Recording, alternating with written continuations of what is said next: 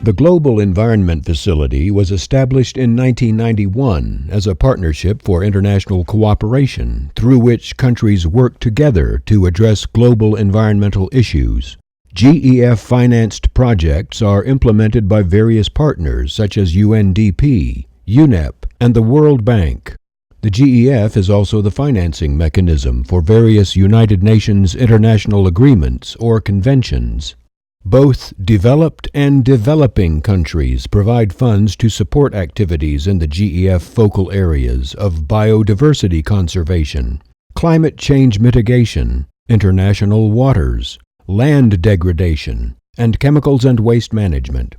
At the Rio Earth Summit in 1992, the call was issued for Thinking Globally, Acting Locally, because of the need to address critical environmental problems and achieve sustainable development. The GEF Small Grants Programme was then established to respond to this call for local action.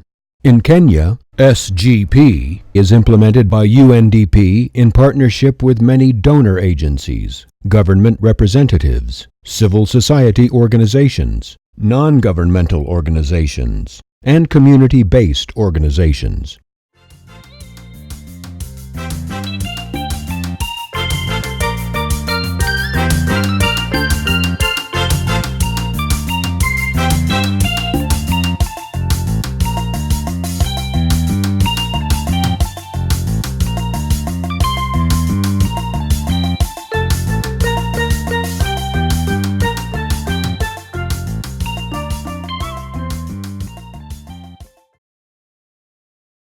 I'm the team leader, Energy, Environment and Climate Change at UNDP Kenya. UNDP Kenya has been supporting the Small Grant Program for a while now, focusing on environment and a range of climate change, sustainable land management, and biodiversity related programs. We have a project management unit at UNDP Kenya Country Office that manages the grants, helping the civil society groups who are the majority of the recipient of those grants. GEF Small Grants Programme. GEF stands for the Global Environment Facility. It's a global program operating in 120 countries, but the Kenya program was launched in 1993 in Nairobi. Therefore, it's a little over 2 decades. The program funds CSOs, those are civil society organizations, to implement environmental projects that promote conservation of the environment as well as natural resource management at the community level. I joined the GEF Small Grants Programme in 2001 and I have grown with the program. Now I'm a program associate And what I like about SGP is working with the communities at the grassroots level, getting to make a difference in the area of biodiversity conservation and amongst other environmental conservation programs. And I love doing the field visits, going on the ground, working with the women, the youth, and the men. Every day is a learning process, and I'm happy to grow with the program, and I look forward to taking on more challenges.